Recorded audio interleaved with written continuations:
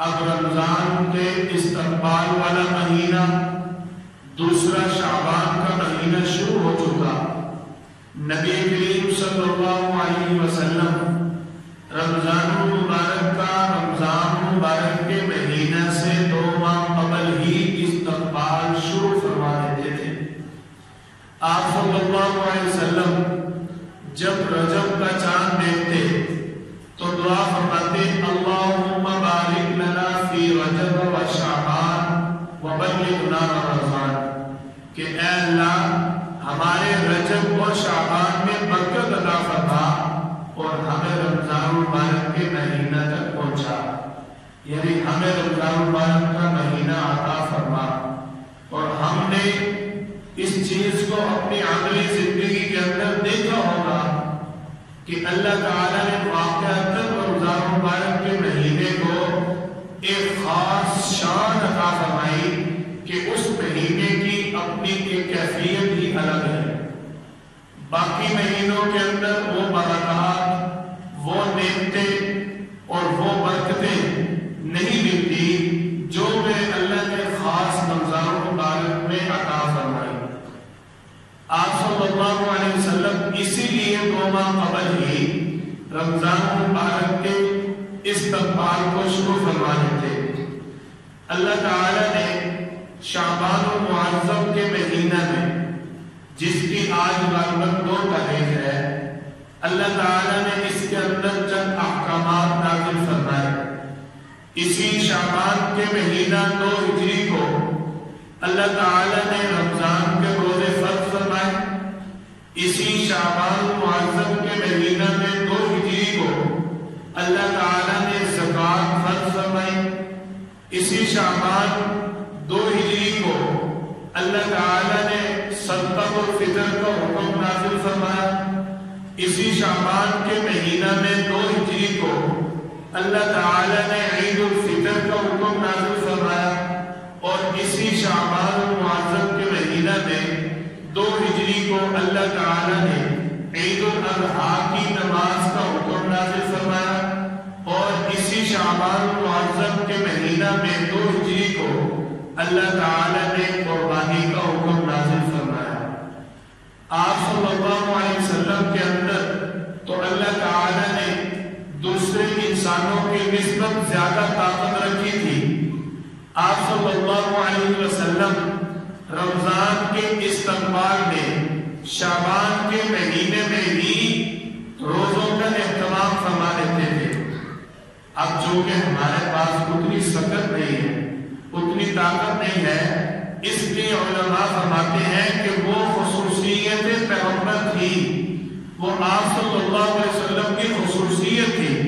اب اگر ہم شعبان کے اندر نفلی روزے رکھنا شروع کر دیں تو رمضان کے اندر روزے رکھنے کی طاقت نہیں رہے گی۔ آپ صلی اللہ علیہ وسلم کی اپنی خصوصیت تھی۔ اللہ تعالیٰ نے رمضان المبارک کے روزوں کی فرضیت کے بارے میں سورۃ البقرہ کے اندر آپ صلی اللہ علیہ وسلم پر حکم نازل فرمایا، یا ایھا الذین آمنوا کتب علیکم الصیام کما کتب علی الذین من قبلکم لعلکم تتقون۔ اے ایمان والو، تم پر روزے فرض کر دیے گئے جس طرح کہ تم سے قبل امتوں پر بھی روزے فرض تھے۔ رمضان المبارک کے روزے صرف خصوصیت امت محمدیہ ہے۔ آپ صلی اللہ علیہ وسلم کی امت پر رمضان المبارک کے روزے فرض ہوئے۔ اس سے قبل اور آپ صلی اللہ علیہ وسلم کی آمد سے بھی قبل 10 محرم الحرام کا روزہ فرض تھا۔ حضرت موسیٰ علیہ السلام کے بارے میں صحیح بخاری کے اندر آتا ہے کہ حضرت موسیٰ علیہ السلام 10 محرم کا روزہ رکھا کرتے تھے، یعنی اللہ تعالیٰ کی طرف سے ان کو حکم تھا۔ اور جب آپ صلی اللہ علیہ وسلم نے مدینہ طیبہ آ کر مسلمانوں کو 10 محرم کے روزہ کا حکم دیا تو یہودیوں نے بھی مسلمانوں کو دیکھ کر روزہ رکھنا شروع کر دی۔ اب جب آپ صلی اللہ علیہ وسلم کے پاس خبر آئی کہ یہودی بھی مسلمانوں کی طرح 10 محرم کا روزہ رکھتے ہیں۔ آپ صلی اللہ علیہ وسلم نے اپنے صحابی رسول کے ذریعے یہودیوں سے سوال کیا۔ جب صحابی رسول نے یہودیوں سے پوچھا کہ تم 10 محرم کا روزہ کیوں رکھتے ہو، تو انہوں نے جواب دیا اس دن اللہ تعالی نے موسیٰ علیہ السلام کو فرعون سے آزادی عطا فرمائی تھی۔ اس دن اللہ تعالی نے موسیٰ علیہ السلام کو محفوظ کیا اور فرعون کو غرق کر دیا۔ اس دن کی خوشی میں ہم 10 محرم کا روزہ رکھتے ہیں، اور حضرت موسیٰ علیہ السلام بھی 10 محرم کا روزہ رکھا کرتے تھے۔ آپ صلی اللہ علیہ وسلم نے مسلمانوں کو فرمایا آئندہ مسلمان 9، 10 یا 10، 11 کا روزہ رکھیں گے تاکہ من تشبہ بقوم فہو منہم۔ آپ صلی اللہ علیہ وسلم کے اس فرمان، اس وعید سے ہم بچ جائیں۔ آپ صلی اللہ علیہ وسلم نے فرمایا جو شخص جس قوم کی مشابہت اختیار کرے گا وہ اسی قوم میں سے قیامت کے دن اٹھایا جائے گا۔ اس لیے نبی کریم صلی اللہ علیہ وسلم نے ہمیں یہودیوں کے ساتھ تشبیہ سے بچاتے ہوئے فرمایا کہ 9 اور 10 یا 10 اور 11 کا روزہ رکھا جائے۔ آپ صلی اللہ علیہ وسلم اور آپ صلی اللہ علیہ وسلم پر اترنے والے رمضان کے روزوں کے حکم سے پہلے 10 محرم کا روزہ فرض تھا۔ اللہ تعالی نے آپ صلی اللہ علیہ وسلم پر 2 ہجری شعبان میں جب حکم نازل فرمایا اے ایمان والو تم پر روزے فرض کر دیے گئے جس طرح کے تم سے قبل امتوں پر بھی روزے فرض تھے، کس لیے؟ لعلکم تتقون، کہ شاید کہ تم متقی بن جاؤ۔ اس وقت اگر اس بات کو نوٹ کیا جائے، اس لعلکم تتقون سے اللہ نے ہر امتی کو، ہر مسلمان کو متقی ہونے والا مقام عطا فرمایا۔ اس کی مثال دیکھیں، ہم پورا سال کھانے پینے کا اہتمام کرتے ہیں، اس کے باوجود ہمیں طلب بھی رہتی ہے، اور جب رمضان مبارک کا مہینہ آتا ہے اللہ کی طرف سے ایک غیبی صبر آ جاتا ہے۔ جتنی شدید پیاس ہو، جتنی شدید بھوک ہو، لیکن بندے کو خوشی محسوس ہوتی ہے کہ میں بھوکا ہوں۔ اسی کا نام تقوی ہے۔ اللہ کی رضا کے لیے بھوکا رہنا، اللہ کی رضا کے لیے پیاسا رہنا، اور پھر اس پر اللہ کی رضا کو محسوس کرتے ہوئے مشقت اٹھانا، اور پھر اس کے ساتھ ساتھ مشقت میں خوش بھی ہونا۔ یہ نہیں کہ کوئی مسلمان یہ کہے کہ یار ہم رمضان کے روزے رکھتے ہیں، ہم مسلمان ہو کے کہاں پھنس گئے، ایسا تو کوئی مسلمان بھی نہیں کہتا۔ تو یہی متقی ہونے والی صفات ہے۔ گویا کہ اللہ تعالی نے ہر مسلمان کو متقی بنانا تھا۔ لعلکم تتقون، اللہ تعالیٰ فرمانے شاید کہ تم متقی بن جاؤ۔ اب دیکھو جتنی بھی مشقت ہوتی ہے، کوئی ہمیں دیکھ نہیں رہا، ہم اپنے گھر میں ہیں، لیکن ہمیں کیا ہوتا ہے؟ اللہ ہمیں دیکھ رہا ہے، ہم کھائیں گے نہیں، اللہ ہمیں دیکھ رہا ہے، ہم پیئیں گے نہیں۔ سارا سال گناہ ہوتے ہیں، سارا سال نافرمانی ہوتی ہے، سارا سال اپنی مرضی گزارتے ہیں، اور احساس نہیں ہوتا کہ اللہ مجھے دیکھ رہا ہے۔ لیکن جب رمضان کا روزہ رکھا ہوتا ہے، بندہ جہاں بھی ہو یہی احساس ہوتا ہے کہ مجھے اللہ دیکھ رہا ہے۔ کیا حالت ہو جاتی ہے دوسرے پہر میں بندے کی، کیا بندہ گرنے کو ہوتا ہے، طبیعت نڈال، پریشان، بوجھل بندہ محسوس کرتا ہے کہ میرے اندر اس وقت بالکل طاقت نہیں ہے۔ لیکن جب اللہ کی طرف متوجہ ہوتا ہے، ایک ایسا دل کو سکون اور اطمینان ملتا ہے جو باقی 11 مہینے بندے کو نہیں ملتا۔ اسی لیے آپ صلی اللہ علیہ وسلم نے فرمایا نا، کھانے کے اندر اللہ تعالیٰ نے وہ راحت نہیں رکھی جو اللہ تعالیٰ نے اپنی رضا کے لیے بھوکے رہنے میں رکھی ہے۔ اللہ کی رضا پر دیکھو آپ صلی اللہ علیہ وسلم اور صحابہ کرام کی قربانی، رمضان کے روزوں کی فرضیت سے بات یاد آئی۔ شعبان کے مہینے 2 ہجری کو رمضان مبارک کے روزے فرض ہوئے،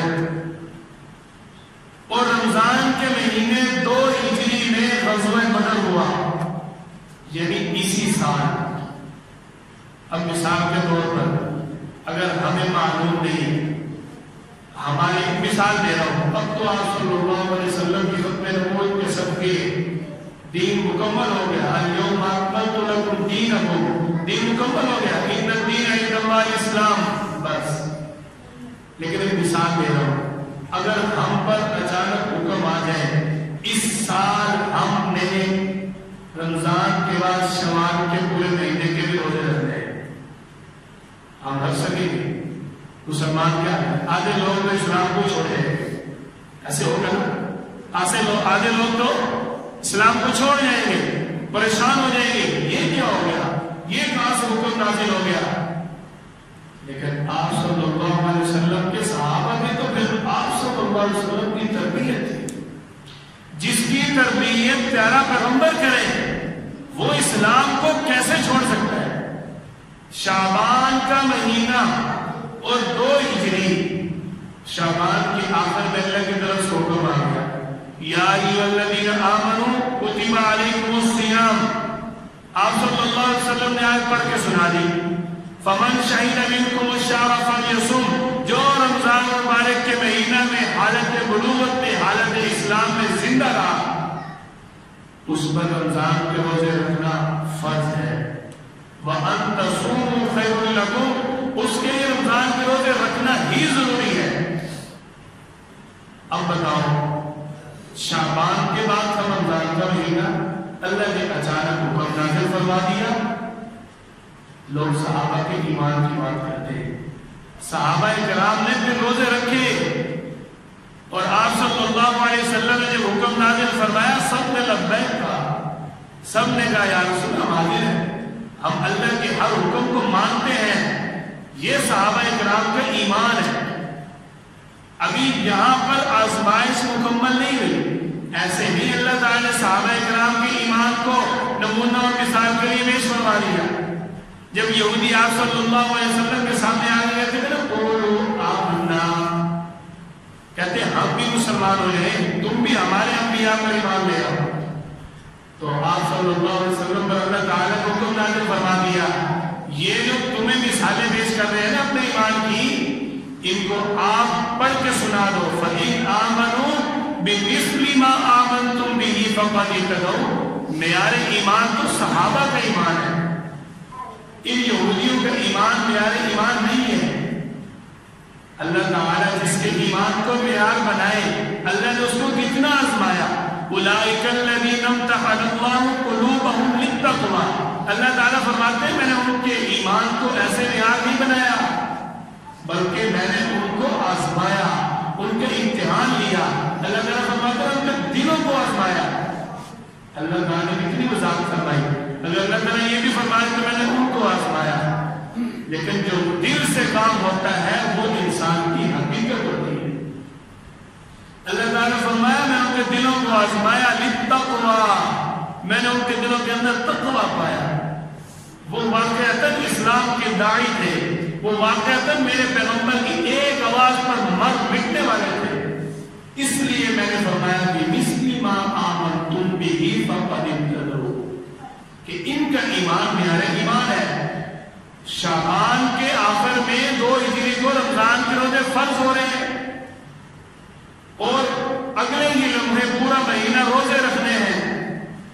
اور اسی مہینے میں اللہ کی طرف سے حکم آ گیا، اذن للذین یقاتلون بانہم ظلموا وان اللہ علی نصرہم لقدیر فئۃ تقاتل فی سبیل اللہ، کہ یہ جو آپ کی جماعت ہے اب ان کو جہاد کا حکم ہے، چلو روزے کے ساتھ جہاد کرو. کتنا بڑا کام ہے. کس طرح اللہ نے صحابہ کو آزمایا. بھوک کی حالت، روزے کی حالت، روزے کے اندر پیاس اور بھوک کی تھکن الگ، اور صحابہ کرام کی مالی کیفیت بھی اس وقت انتہائی کمزور تھی، اور جہاد کا حکم. اور عرب کا تپتا گرمی والا ریگستان کا علاقہ جہاں جا کر جہاد کر رہے ہیں. اتنی مشقتوں کے بعد اسلام ہم تک پہنچے. ہم اللہ کا جتنا بھی شکر ادا کریں کم ہے. کہ میرے اللہ نے ہمیں مذہب اسلام ماں کی گود میں عطا فرمایا. کتنا اللہ کا احسان ہے. اللہ تعالیٰ نے رمضان کے روزے شعبان کے مہینے 2 ہجری میں فرض فرمائے اور یہ اللہ تعالیٰ کی طرف سے مشقت نہیں ہے, جبر نہیں ہے. پورا حکم اللہ تعالیٰ نے نازل فرمایا. اللہ تعالیٰ فرمایا ایام معدودات. اسی آیت کے بعد یہ تو چند گنے ہوئے دن ہیں, یہ تو کوئی لمبے روزے نہیں ہیں. فمن کان منکم مریضا او علی سفر. اللہ تعالیٰ فرما رہے ہیں کہ تم میں سے اگر کوئی مریض ہو, اگر وہ مسافر ہو تو اس کو مجبوری ہو سفر کرنے کی, یا وہ شدید بیمار ہو, ہماری طرف سے اجازت ہے. کیا اجازت ہے؟ وَعَلَى الَّذِينَ يُطِيقُونَهُ فِدْيَةٌ طَعَامُ مِسْكِينٍ فَمَن تَطَوَّعَ خَيْرًا فَهُوَ خَيْرٌ لَهُ. اگر اس کے پاس طاقت نہیں ہے, مثال کے طور پر مسافر جو ہے اس کو آپ صلی اللہ علیہ وسلم مظلوم فرمایا. اگر لمبا سفر ہے, آپ 75 کلومیٹر 72 کلومیٹر جو آج کل شرعی مسافت ہے اس کے مطابق اگر آپ مسافر بن رہے ہیں, آپ کو اجازت ہے روزہ چھوڑ دیں, اس کے بعد آپ عید کے بعد روزہ قضا کر لیں. لیکن اس وقت الحمدللہ ثم الحمدللہ میں نے اپنی نظروں سے دیکھا اور آپ نے بھی نوٹ کیا ہوگا, لوگ اس طرح کے بھی موجود ہیں جو اپنا سب کچھ چھوڑ دیتے ہیں رمضان کے ایک روزے کی وجہ سے. اگر اب تو رمضان آ گیا, بس ختم, بس اب رمضان کے روزے کی فکر کرنی, رمضان کے اعمال کی فکر کرنی. اللہ تعالیٰ نے ہم پر جبر نہیں فرمایا. جو بیمار ہے وہ بھی فدیہ دے لے, مسکین کو کھانا کھلا لے, مسکین کو روزہ رکھوائے, 24 گھنٹے میں اس کے کھانے کا انتظام کر دے, اس کو فدیہ دے لے گا, وہ اس کا ہو جائے گا ادا, اور بعد میں جو روزہ ہے اس کو کر لے قضا, وہ دونوں کا اس کو اجر مل جائے گا. اور پھر اللہ تعالیٰ نے یہ ابتدائی اسلام میں حکم تھا. اب اللہ تعالیٰ نے ساتھ اس کے ساتھ چلنے والے حکم کو منسوخ فرما کر مزید تاکید فرما دی.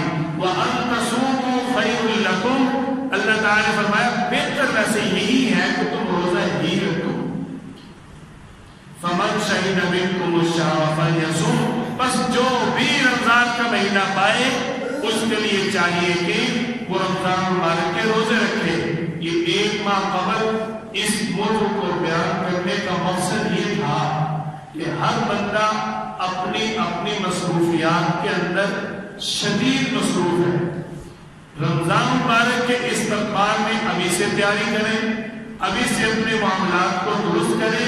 اگر ہم نے اتنے بڑے اللہ کی رضا کو حاصل کرنا ہے تو اس کے لیے تیاری بھی بڑی ہونی چاہیے نا. آپ صلی اللہ علیہ وسلم تو 2 ماہ قبل تیاری شروع فرماتے تھے. علامہ ابن فضل بڑے مشہور تابعی ہیں, وہ فرماتے ہیں کہ ہمارے ہاں 6 اشہر 6 ماہ قبل رمضان مبارک کی تیاری شروع ہو جاتی, اور جو باقی 6 ماہ ہوتے ہیں وہ 6 ماہ اللہ تعالیٰ سے رمضان مبارک کی قبولیت ہی مانگتے رہتے ہیں. اتنا رمضان مبارک کا اہتمام ہوتا. آپ صلی اللہ علیہ وسلم اور صحابہ کرام اور تابعین تبع تابعین علماء محدثین مفسرین سب کا اس چیز پر عمل ہے کہ رمضان مبارک کا 2 ماہ قبل استقبال کیا جائے اور اس کا بھرپور اہتمام کیا جائے. آپ حضرات بھی ابھی سے اپنے رمضان کی تیاری شروع کریں, اپنے اپنے اوقات کی ترتیب بنا لیں, اور جو فضولیات ہیں ان کو رمضان مبارک میں ترک کرنا ہے, اور اپنے اعمال کی ترتیب ابھی سے سیٹ کر لیں تاکہ آپ حضرات کے لیے رمضان میں روزہ رکھنا مشکل نہ ہو. اللہ تعالی ہم سب کو رمضان مبارک جیسا عظیم مہینہ عطا فرمائے اور اس مہینے کی قدر کرنے کی, تیاری کرنے کی توفیق عطا فرمائے. وآخر دعوانا الحمدللہ.